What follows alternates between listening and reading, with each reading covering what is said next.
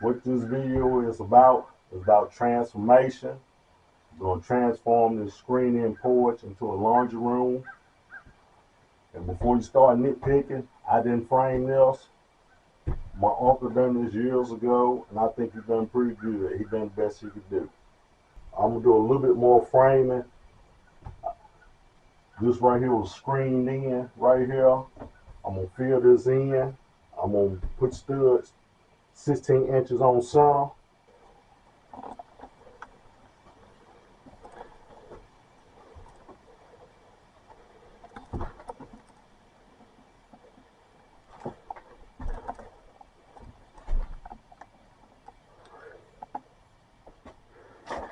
As you can see, I've already run the water lines and electrical for the washer and dryer.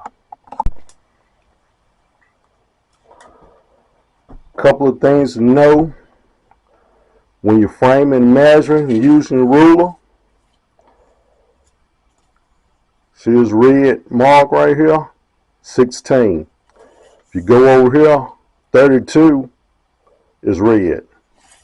Over here, 48 is red. So 16 on center is already marked on your ruler. And when people mark 16 or 16 inches on center or 24 or whatever, when you mark it, what some people do when they mark it out is they'll mark it and then they put an X on the other side of it. So when you put your stud, you put it right here on that line. And then when you go like this, you'll be 16 on center all the way across the board. Now if you framing with somebody else, you gotta make sure you know what's going on. Because see, some people thinking 16 inches on center, and they go to frame it, they're gonna put the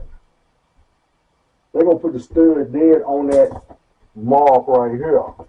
They'll put it right on that mark. Then, as you get to framing, you're gonna be off on your measurements.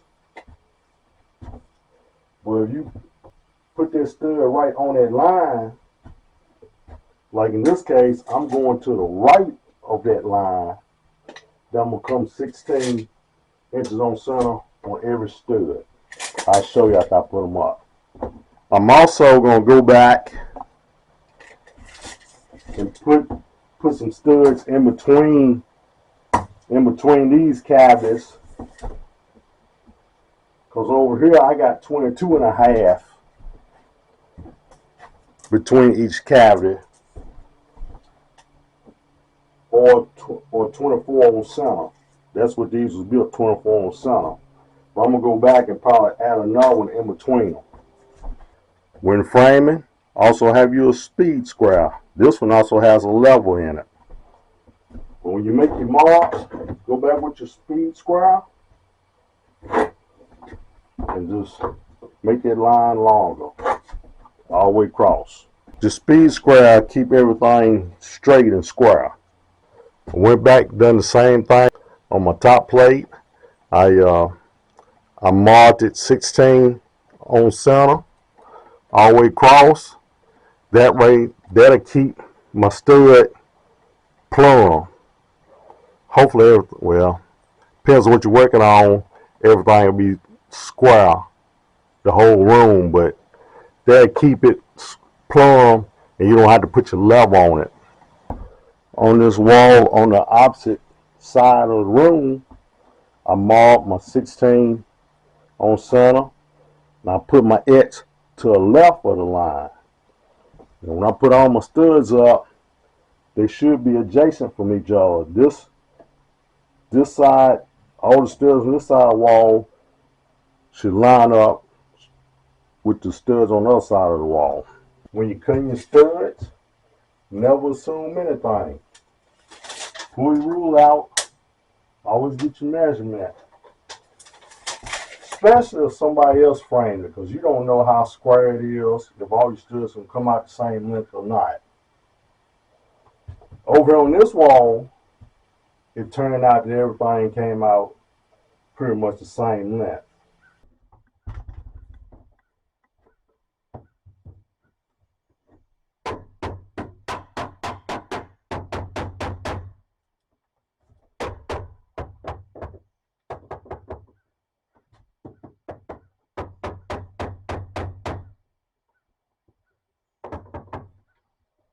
Take the next one, put it on that line.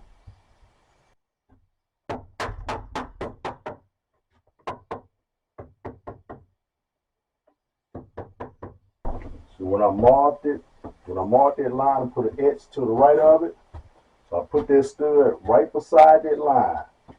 Now when you pull your ruler, when you put it, you 16 on center. You're gonna be 16 on center at every stud. Once you get it in place, then just nail it down. I have my nail gun. Because I told you I don't like to work no harder than I have to. Always remember, put you some oil when you're using a nail gun, when you use any kind of air tools. I put this in here. And toenail it.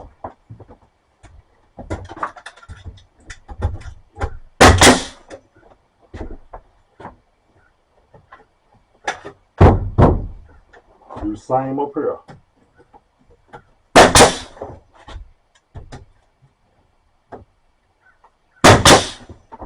First wall is framed up.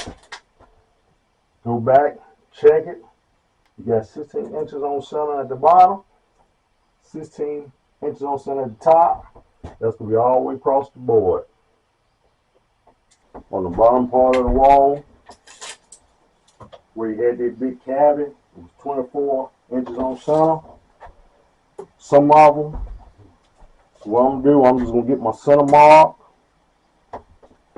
which this one's about 22 and a half, so I'm going to go about 11 and a quarter.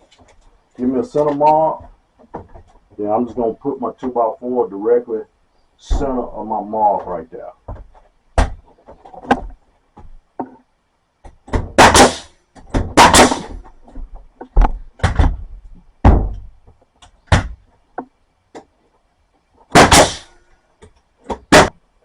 See right here, I have a block of wood to screw my drive receptacle to. Always put your block of wood in the wall so you have something to screw to. Now I need to fill this cavity in. My 2x4 really can't go that way. And I got my water lines, so I'm going to turn it this way and cut the slant off of it to go with that right there. Then nail it in just like that.